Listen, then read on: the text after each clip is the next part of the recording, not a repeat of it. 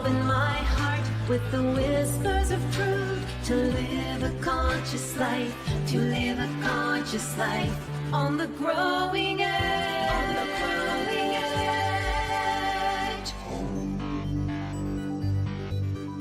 edge. And now, here's Allie. Hello and welcome to Growing Edge Live. I'm Allie Benjamin, and it is my great joy to be here today. And if you're here for the first time, I'm so glad that you found us. We offer a live Monday morning Growing Edge Live broadcast every Monday. And welcome. I'm so glad that you're here. And for those of you that join us on a regular basis, you might notice that I'm here with a different background. And that's because I am at Unity Village in Missouri, Lee's Summit, Missouri, the beautiful campus of Unity Village, and Unity Worldwide headquarters is here. And this place is magical.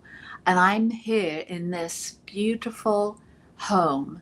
And this was Charles and Myrtle Fillmore's residence, and it's named the Arches because there's arches in the front around the patio that they used to sit on and take in the natural splendor of this amazing part of the world and give talks and gather and meet with others. So it's my first time in this cottage, and it's really special. And I have a different producer than I usually have, Laura Brzezinski, and she's behind the scenes. And so thank you to Laura and New Thought Media Network for producing and hosting Growing Edge Live podcast. And to the thesatyacenter, which is our spiritual community in our home of Northern Utah.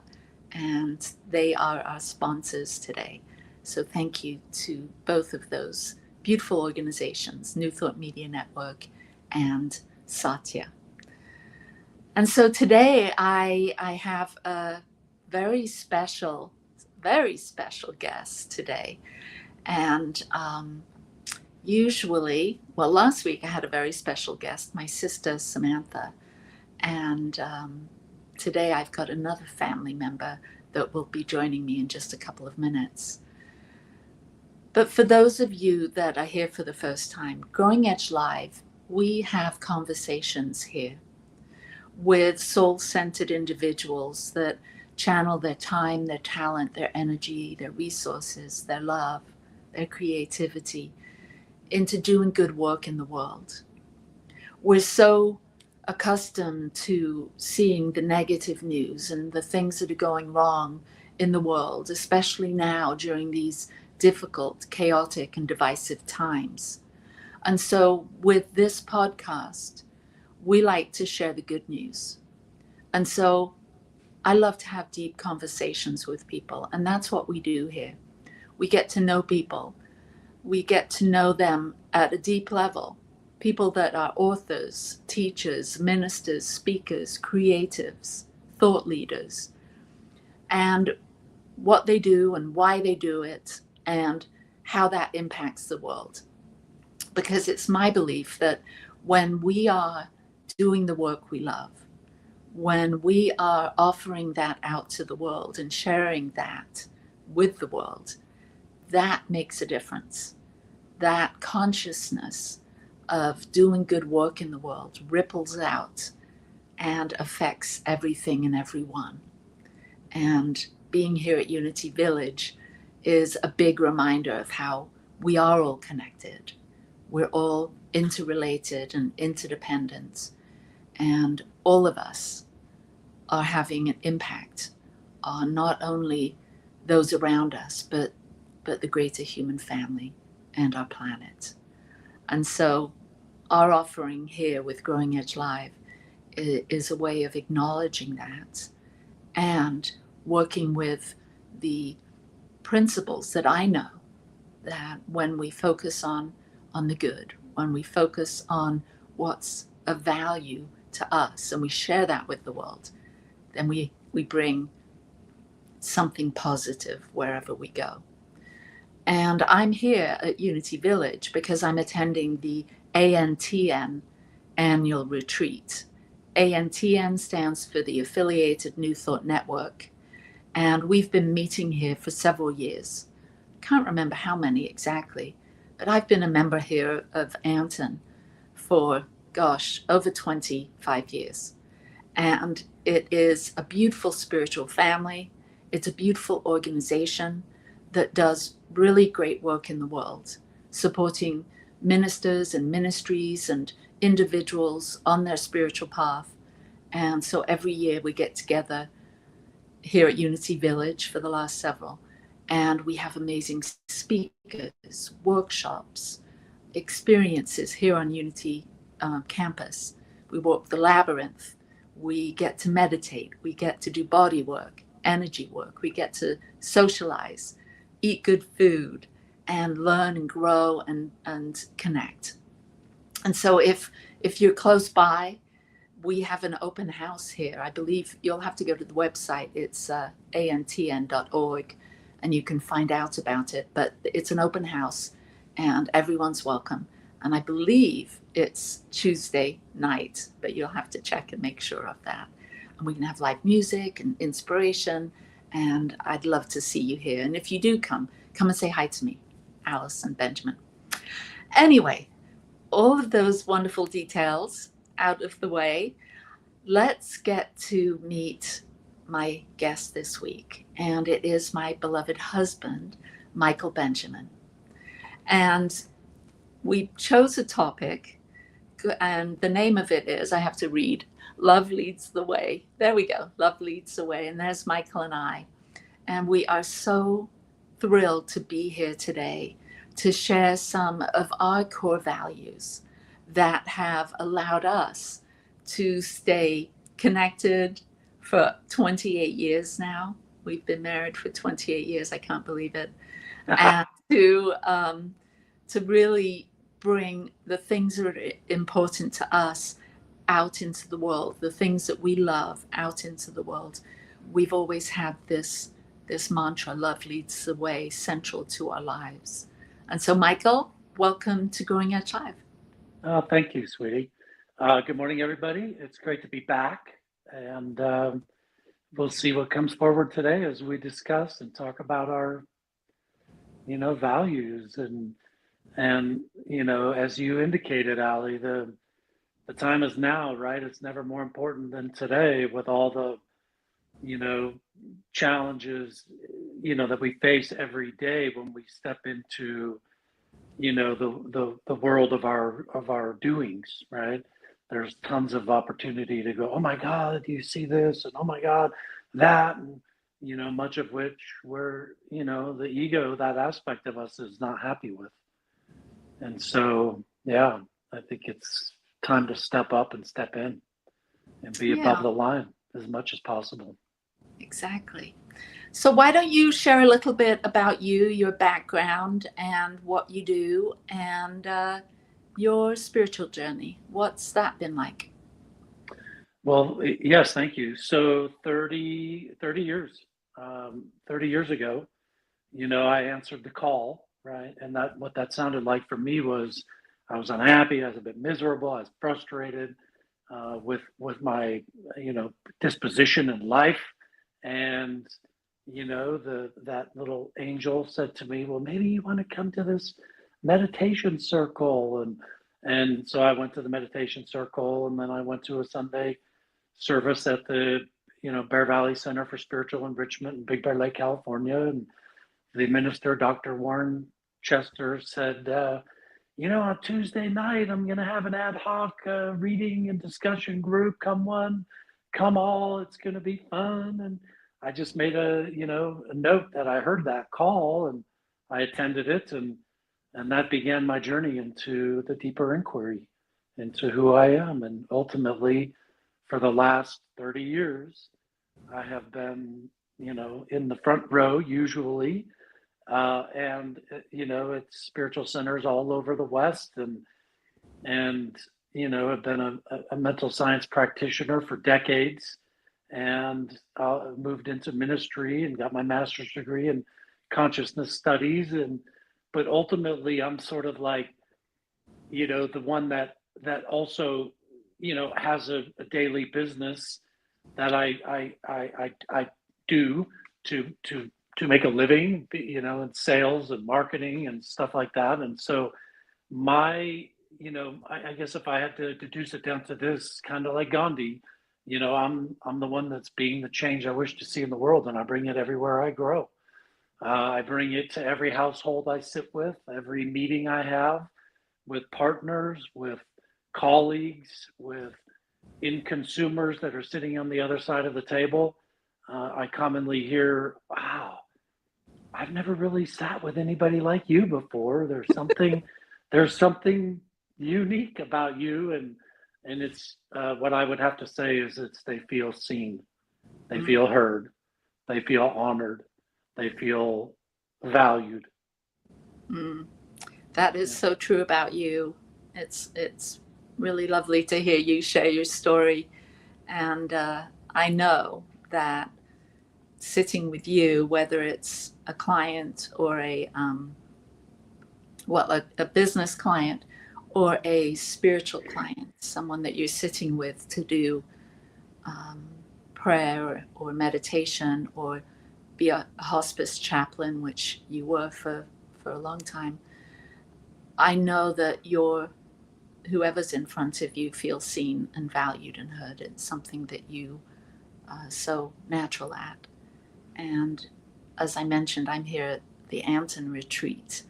And usually we're together here at the retreat for the last 20 years or so. We've been attending. And you're not here with me this time. And that saddens me, but I know it's you had work to do. And I want you to know that so many people have asked me where you are and why you're not here, and that they'll miss you because yes, we're a couple. You're more of the extrovert and I'm more of the introvert. And I think when we're together, I sort of fade into the background because it's easier for my introverted self just to let you be the lead. And everyone misses that kind and positive energy and you're so helpful and so generous, and people really do feel seen and valued and heard when they're with you, and people are missing you, Michael, so know Well, that. thank you, and my love to everybody at Anson this week. And I've assumed a new role, and it's not, it's so fresh, 3 weeks new now, and so it's just not a great week for me to take off. I had the plane ticket purchased, I was ready to roll, and at the last minute, I had to give myself permission to park that ticket. Yeah. Well, one thing I noticed in your story when you were sharing how you first came to New Thoughts or Science of Mind, you discussed Dr. Warren Chester, who was the minister at the church that we met at. And that group that you attended that night for the first time is when we met for the Yes. first time. So Michael and I actually met at a Science of Mind study group. And so it's always been central to our life. It's been very important to us, studying metaphysics, studying New Thought, Science of Mind, and spirituality in general. And we met. What was it? You wouldn't Maybe even 30. look at me. I know it was 30 years ago, and I was with my 3 children because Dr. Warren had also called me that day and said, "Come on out to this group. It's going to be fun." And I said, "Well, I have my children with me." And he said, "Bring them. They can watch television in my bedroom, and we'll meet in the living room." And there you were. You showed up, and I'd never seen you before. But you know how it is in a small town. We lived in Big Bear Lake, California. And when there's a newcomer to the community, you pay attention. And I was friends with your mother, Carolyn, for years before we met. And I had remembered Carolyn said that she was going on vacation and her son was coming to watch her house. And so I knew who you were, and I didn't look at you intentionally because I was all business. I was a young single mother, and I didn't have time for young single men. So Yeah. you Wow. definitely drew my attention, and I did give you a few glances over, watching you when you weren't looking at me. So I saw you. It was a lot of fun. I love our life, and I love, it's been special, answering that call to go to the metaphysical discussion group, and at Dr. Warren's. Well, there was so much more there for me than just, continuing on my awakening journey, but it was accelerated because you had had a decade longer and that you were absolutely committed to your path. And so for me, it was not only the opportunity to meet my beloved and become family, but it was also, you and I have been meditating and praying and reading and talking and discussing and rehashing and goal setting and visioning and dreaming and holding each other to, from the upper room and that practitioner heart. And my heart goes out to those whose beloveds do not join circle. And we've seen that for years at our center where, she comes and he doesn't usually. And it's always like reaffirming for me how full my life is, that you speak the same language and that we have a common understanding of the material that we're studying now. Yeah. And it's a constancy for us, right? Like there's no time off. We don't take time off from this. We choose to check in with this every day, and that's one of our values, is to connect and to be aware and to have awareness, right?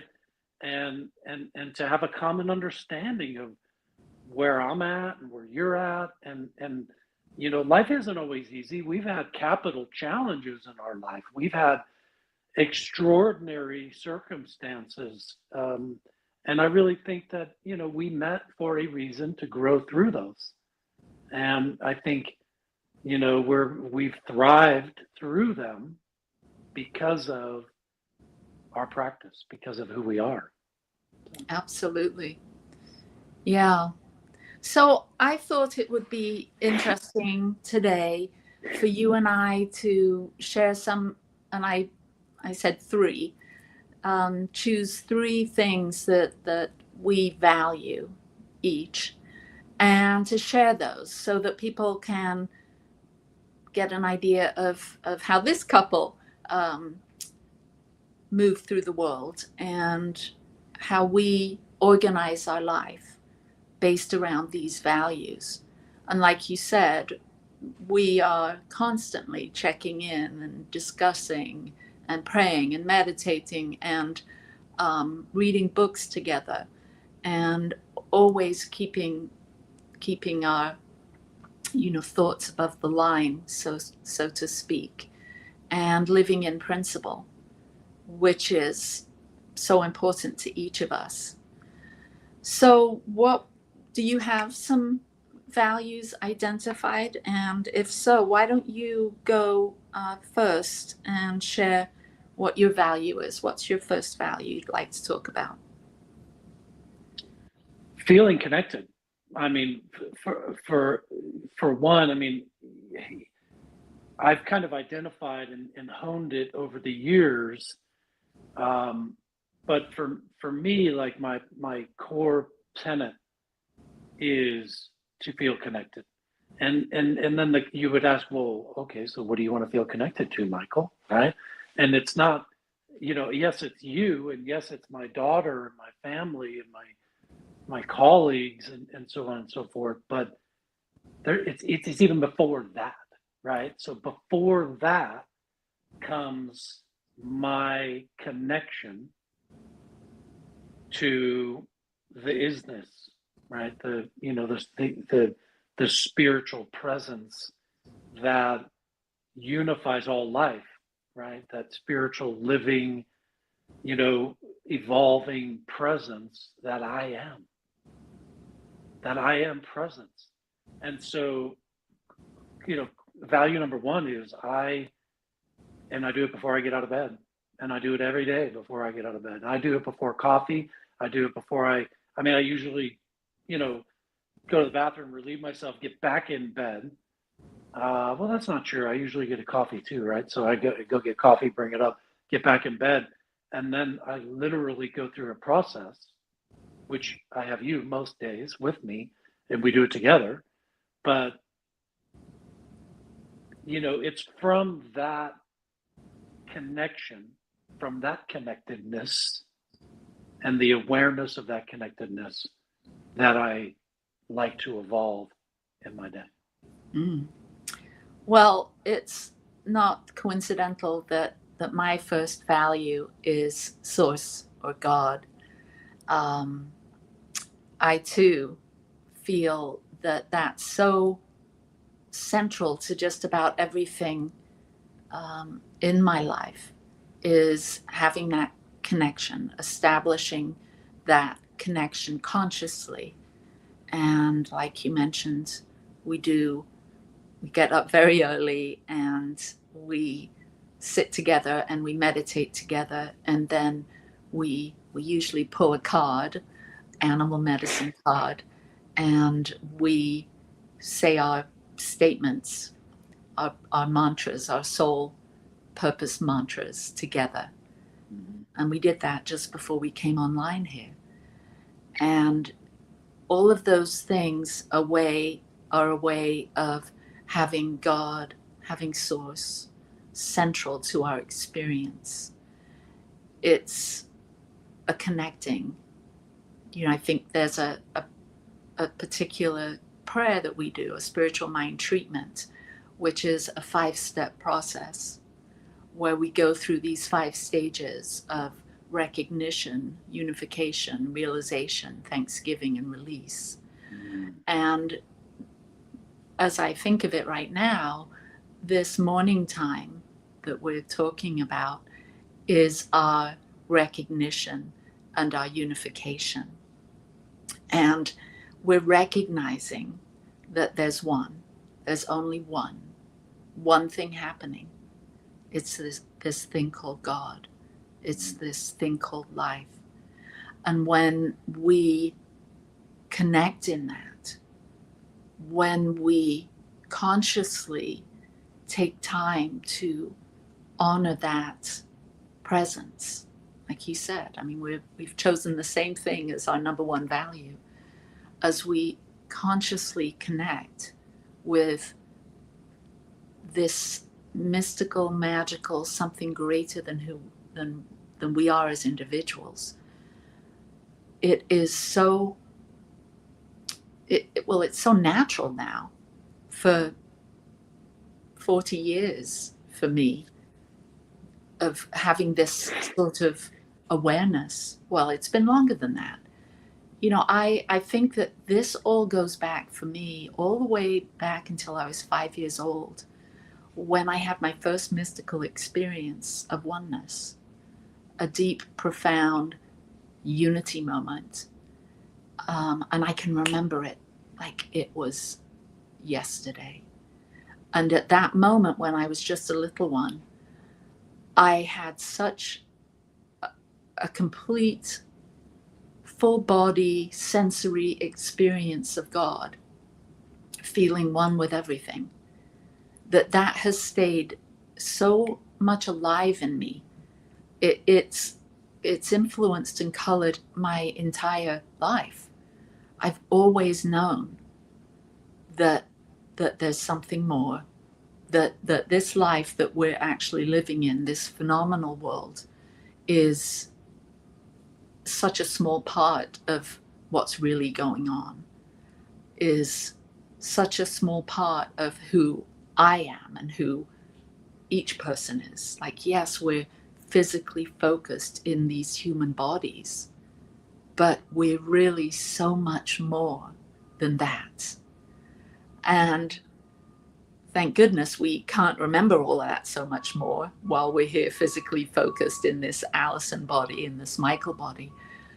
But I think that for us, as a couple, for us to have this same intense feeling of God being central to our life, and us spending time every day aware of that, and to discuss it, and to feel that larger than life presence, is, I think that we could probably end the talk now and this discussion now, because that really is so important to both of us and colors just about everything we've done. Because the title of this discussion is Love Leads the Way. And I think of the word love as, I could use that word instead of God. It's love. Beauty. It is. Yeah. As our teacher, Michael Beckwith, refers to God as love, beauty. Yeah, I mean, just the awareness of the growing and evolving collective consciousness, the I am presencing presence. Just the awareness of that. If there was nothing else that I was able to do that day, or nothing else that, if you're listening to this, if there was nothing else that you knew to do beyond that, just realizing that you're a growing presence into this day, and that life is growing. You could insert the word evolving, growing, and that everything that comes up through the day, throughout this day, is part of that collective, is part of that reality. Yeah. And of course, we can have a lot of conversations about all the different aspects of the mind and all that kind of stuff. But to keep it simple right now, life is for you. Life is for me. Life is for you, Allie. Life is for all of us.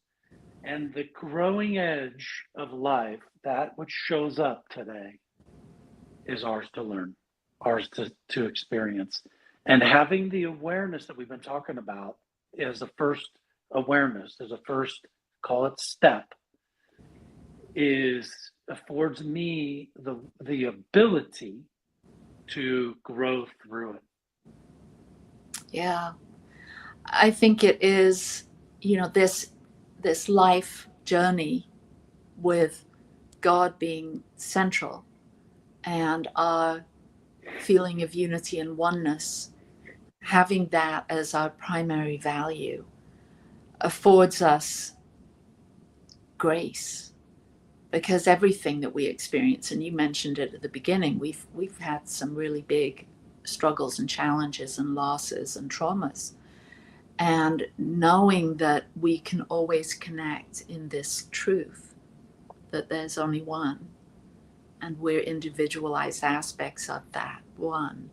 We can sit here or stand here or be here at the growing edge of our own becoming, our own evolutionary edge, and realize that everything that we encounter, be it a challenge, be it a great success, be it something really fun and joyful, or terribly sad, it's for us. And it's not so much to be judged or denied or pushed away or avoided. It's to be leaned into. And I think that's something that we do when we have God at the center of our lives. We're able to lean in. We're able to be above the line and to handle whatever it is that comes our way with and with each other. That's an even bigger blessing to have.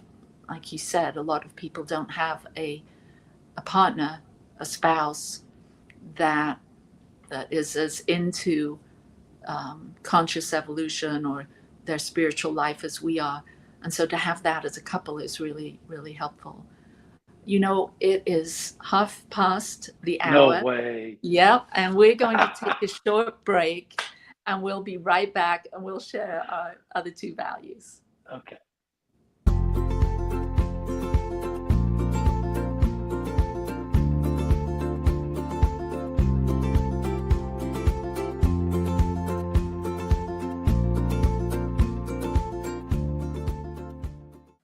Well, hello there. This is Dr. Sydney Steen. I am the senior minister and spiritual leader of the North Hollywood Church of Religious Science. We are a oneness center for spiritual living. And I just want to invite you to something that I think is really, really special. In October, from the 6th to the 10th, at Unity Village in Lee Summit, Missouri, the affiliated New Thought Network will be hosting the most wonderful retreat. This will serve your soul. It will lift your heart. And oh my goodness, I want to call it an advance. So come hear wonderful speakers like Martha Creek, Sonny Cantrell, and the music will be off the hook with Ricky Byers. There will be so much there to support your soul. I hope that you will join us. You can go to antn.org. That's antn.org. You can get all the information. You can sign up. You can use a credit card, and it is safe and secure, and I hope to see you there. Have a blessed day.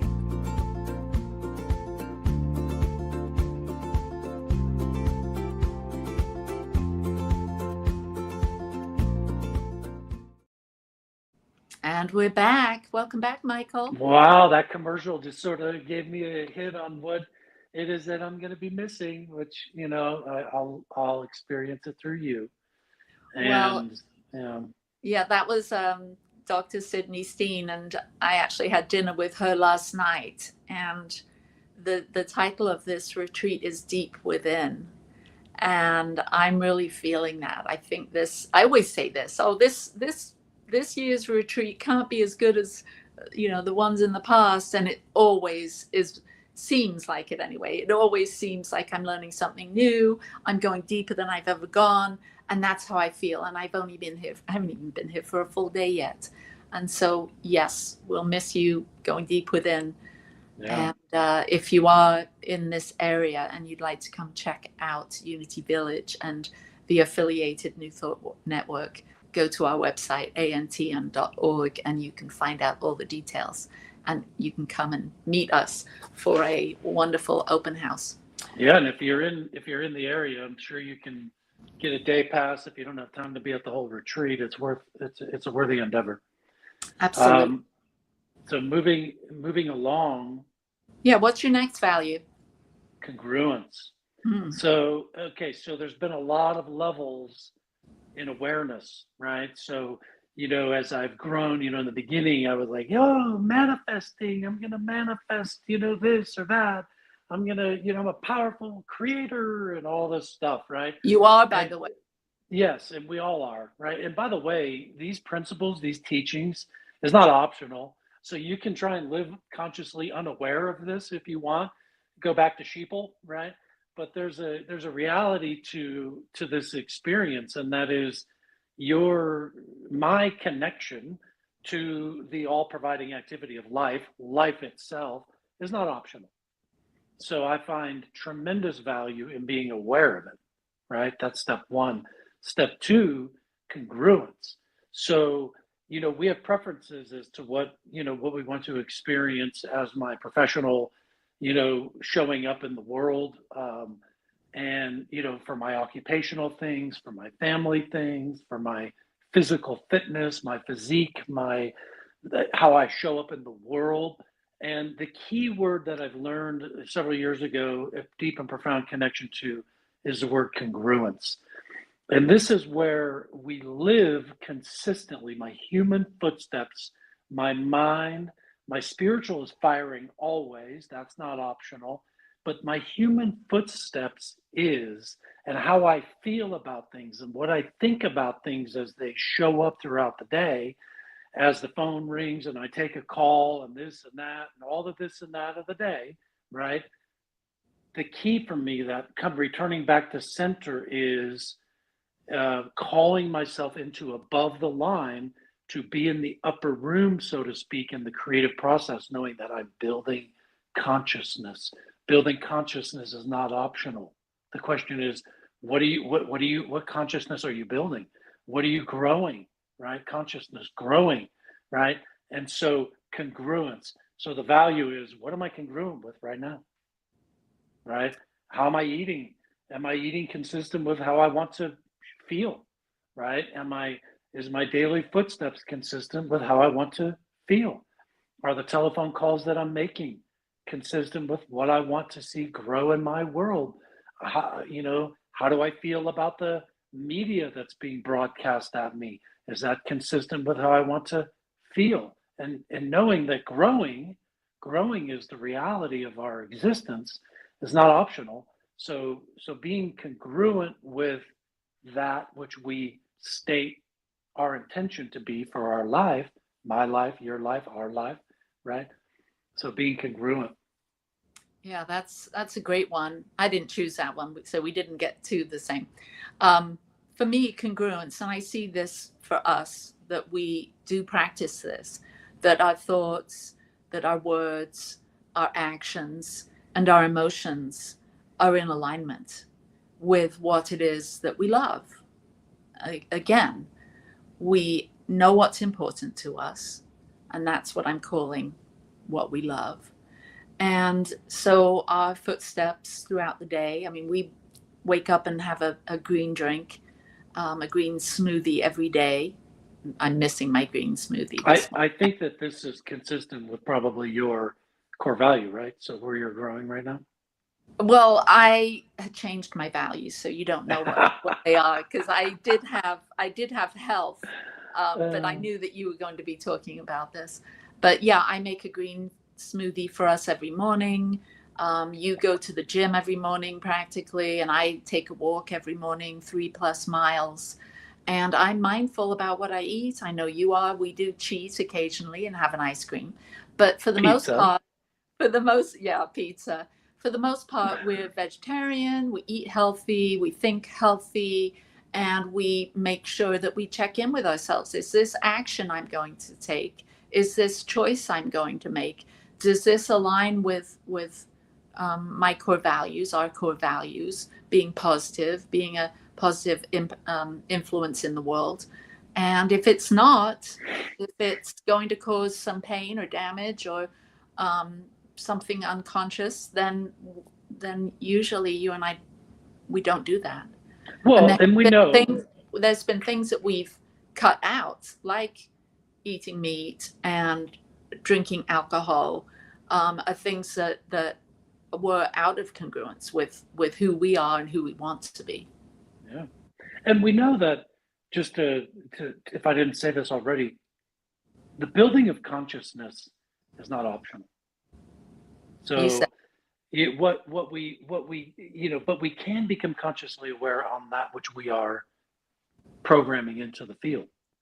And we do not live in a chance universe, right? So the things that are showing up for me, for you, for us, like you being in Anton today and me being here at the office today, like this is not by chance, right? So anyhow, congruence is powerful for me. Awesome. Well, my second one is nature. I thought back over the whole course of my 60+ years, and something that is so valuable to me is being outside, being in nature. It really feeds me. I feel, we've talked about oneness and interconnectedness and interrelatedness. I've always felt a deep affinity with the natural world. I don't see the world as being me and then everything else. I feel like I am connected to the trees. I'm connected to the plants. I'm connected to the sky. I feel like, well, we know this to be true, that when we break down what we're made of to the very smallest quantum material, that we're all made of the same stuff.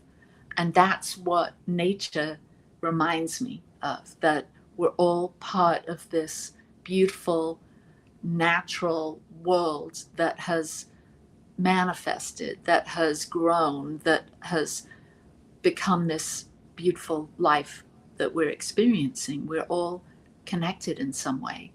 And so when I'm walking, and I walked this morning on the nature trail here at Unity Village, and I saw a deer. Yesterday I saw bobcats. I've seen a copperhead snake and a tortoise here on this trail. And every time I come across a creature, I feel like that's got a message or some medicine for me. I don't overlook the natural world. I see the natural world as being information for me, being energy for me. And so it's so inspiring for me to consider the natural world, to connect with the natural world, to pray. I acknowledge the air, the water, the earth, the sunlight, the fire. You know, all of these elements make up who we are. And for me, being awake as a sentient being, feeling so much gratitude. Gratitude almost was my core value, by the way, but I thought I'd wrap it into everything.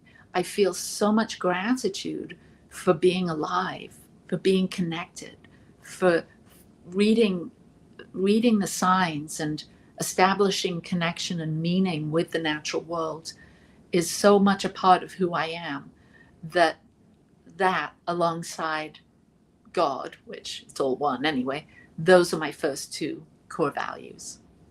Well, there's no surprise there. You paint it. Nobody Well, paints it better. that's my next value, so don't talk about that yet. Okay. Okay, I mean, what's your next for 30 value? years, you've been painting nature into reality, you know, and so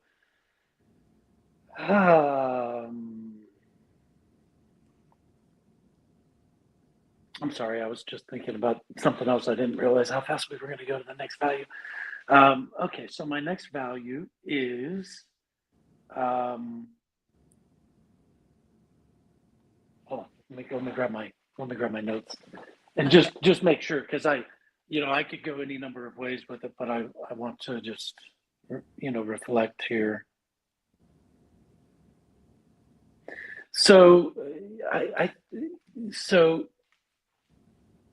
okay, so having said what I said, set the stage for the fact that when I say my core value is to realize unlimited potential, I'm not speaking from that standpoint of where I was 25 years ago when I was like, I've got to make this happen. Like, like I'm a powerful manifester, and all that is true. But realizing unlimited potential affords me the opportunity to slow down, to allow, and to experience where it's growing now. Like you and I have always said, the how is not up to me, but the what is. And this is where we sort of choose our, from above the line, from the upper room, we get to build the consciousness around building our home. We get to build the consciousness around planning a European vacation. We get to build the consciousness around a new role that I'm going to accept for a particular organization, for whatever, right? But the how portion is where I get to sort of surrender into the all providing activity of the unlimited potential, which is the nature of this divine life that's living me into existence. And this affords me confidence, like a quiet confidence. Like I don't freak out. Like the day of freaking out has long since left, right? And the reason for that is because I get to have a particular confidence in the unlimited potential of the universe and how it shows up. And it's always shown up. There's never been a day that it hasn't shown up. Beautiful. So unlimited potential, that's your core value. All right. Well, my final core value well, my list, by the way, could go on and Oh on and my on, God. because these core values are things that we're valuing right now. Like if you had asked me this question last week or last year or last decade, it might have been different, but it may not have. And all of these things that we're sharing are alive in the moment, and they're things that we love. We allow these core values to lead the way, to be central as we lean in, as we show up in our daily lives. And so my core value is creativity. I'm a very creative person. I'm always creating something, whether it's, with my hands, I'm actually making something, or I'm creating something in my mind. I'm thinking of some new offering. I lead groups, spiritual groups. And so I'm constantly creating themes or ideas or exercises for my students. So that's something that I see as creativity, and how it sort of is central in my daily experience. And I'm a painter artist. So I'm constantly taking in the world as ideas of what I might paint. And I love taking my iPhone with me everywhere I go because I snap pictures. I just looked, I have 27 plus thousand photographs on my phone, and I'm always taking photographs of flowers or leaves or animals because I love to paint them and I love to create art. This is so central to my life. It's really the work I do in the world, aside being a minister and a podcaster. I'm an artist that produces art, and currently I'm working on a book. And I'm so excited. In a couple of weeks, I'm going to have my co-author with me, and we're going to share about this book. At the moment, I am painting daily to incorporate plants, images of plants, mandalas, goddesses, as a physical representation, a visual representation of prayer, of I use my art and sell my art and share my art for people to have a deeper experience with their life, with themselves. So my mandalas are, as I said, physical, visual representations of prayer, or as a focal point to take one into deeper meditation. And so all of these things that I've shared, my spirituality, nature, and creativity, are all wrapped up in this thing I do with my time. You talk about congruence, and I can see that my art is a natural part of the way I express myself in terms of congruence. It's what I'm thinking about. It's a creative way of bringing my, let's say, God self or higher self into the world in a physical way. And it's something that I teach workshops, art and soul workshops, where I have my students come and paint and create something of value and meaning for themselves so that they can hang it on the wall or put it on their altar. And so it gives them a sense of feeling connected to their creativity. And so I see creativity as a doorway to go deeper into the spiritual life, the spiritual side of things. And so all of these values, and I encourage all of you that are watching this to find what your values are, and then organize your life, your activities around what you value most.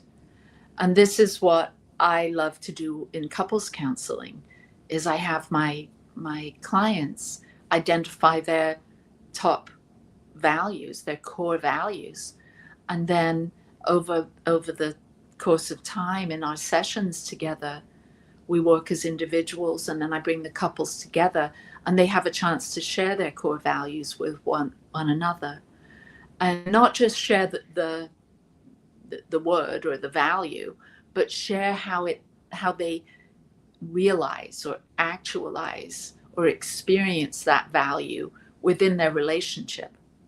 And so, Michael, that's my question for you, is how do you experience your core values, or the core values that we've discussed here today? How do you actualize them or experience them in your world and within your relationships? And how do those values then go out and have an impact on the world? Well, okay, and I'll answer that. I also need to insert willingness, okay? Because willingness is kind of like the overarching theme right now for me.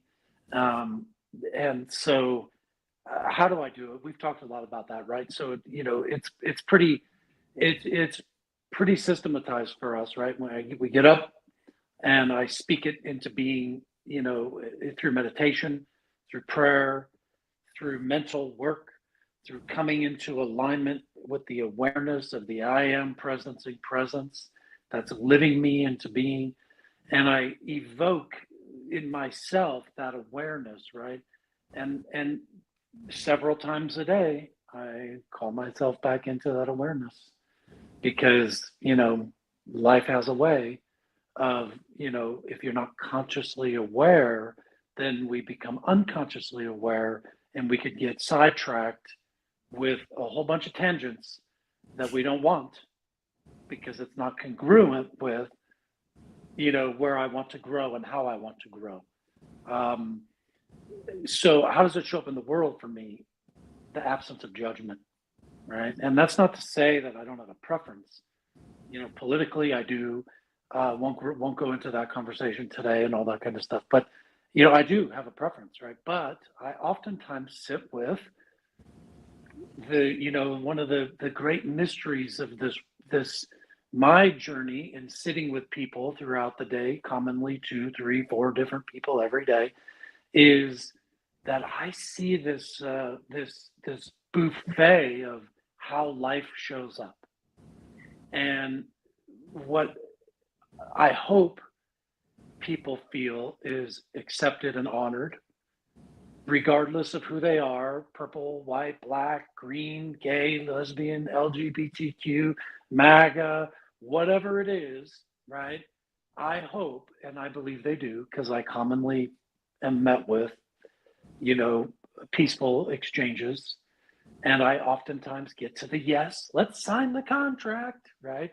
And so, with that being said, that to me is feedback, right? And the feedback that I'm able to see is that people love me back. And the way that is usually, you don't get that what you don't give. And so, so how does it work for me? Is I'm just a breathing emissary of love and acceptance, I've sit in some pretty interesting meeting places, and I have the ability to do it for long periods of time. And, I think people feel loved. And so that's what I hope. And I think that's true. And that regardless of where I go, I want people to feel loved. So what gets in the way?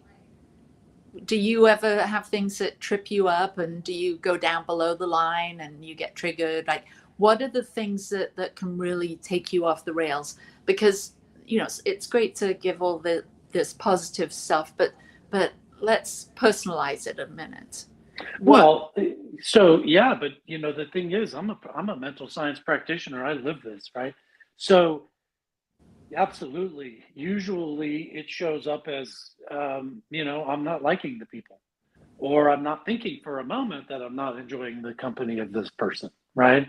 Or I'm not liking what I'm doing, or I'm not liking what I'm experiencing. But either way, the feedback is that I'm sort of finding myself activated in a way that I'm sort of agitated or have a negative attitude or a negative disposition, or however you want to frame it up, right? But within my own moment, I get to check in with myself and ask myself, is this true? Right? And quickly, as we've done the work, right? Quickly, I can find out it's not true. Yeah. Or it is true, or it is true, right? Depending on what the feedback is that I'm working with, because it could very well be me that needs to grow, and it most likely always is. Or it's me that needs to be accepting, or it's me that needs to be willing to understand that this is for me, even though it's not what I want to be experiencing right now. And so, but yeah, I mean, do I ever fall below the line? Yeah, only probably like 17,000 times a day. So, it's like there's this, but there's this constant awareness that I get to shift that, I get to pivot that, and I get to elevate from that, and I get to grow in that higher state of awareness. Yeah. So, Same with me. I think because we've been studying mastery, mind mastery, life mastery for so long, that something that's been helpful for me, aside for what you just referenced, the work of Byron Katie, is understanding IFS, internal family systems, understanding that there are different parts of me. There are different parts to all of us. There's parts of my personality that can be very, that can overtake, and I can feel victimized. So-and-so didn't, they ignored me, or so-and-so didn't appreciate me, or, I can come up with a lot of different stories that I can spin if I'm not careful, if I'm not, doing what I need to do to stay above the line, prayer and meditation and walks in nature and being creative and knowing that I want to be a positive, loving influence and presence on the planet. If I don't keep that at front of mind and front of heart, then I can devolve into one of these more immature parts of me that feels abandoned or takes things personally. And so I have to watch that. And the IFS system, internal family systems, helps me to really understand that better. Okay, there is a part of me that feels sad or angry or judgmental right now, but that's not really who I am. It's a part, and I can love that part back into wholeness. So I think that has been extremely helpful, and understanding that through my studies of the Enneagram, understanding these different personality parts, that there's this essential self, and then there's this personality that can get all riled up sometime. I'm looking at the time and I see we're right at the end, and I want to just take a moment, Michael, to ask you, do you have any, before we say goodbye, do you have any big idea or message you'd like to leave with our audience? Yeah. So look into another's eye. Like when I find that I'm in that place of separatedness, and that judgment and anger and all that stuff could potentially slide in there, okay, I notice that I'm not really honoring the other person's existence. And so how I call myself deep into that awareness is to look into the other person's eye. And when I look into that eye, preferably their left eye, but when I look into that eye, then I begin to see them or life through them looking back at me, and everything shifts. Beautiful. Well, thank you, my love. I will talk to you a little later on. And thank you, everyone, for being here today. Thank you to New Thought Media Network for being our beautiful production, and StreamYard, this platform here, and to the thesatyacenter. And if you ever want to get a hold of us, Michael or me, or our practitioners at Satya, you can do it, growingedgelive.com. We love you, we appreciate you, and we thank God for you. Mwah. Peace and blessings. Love you all. See you next week. Laura. Take care. Have fun, everybody. Mwah. Bye-bye. Free my mind, open my heart with the whispers of truth, to live a conscious life, to live a conscious life on the growing edge.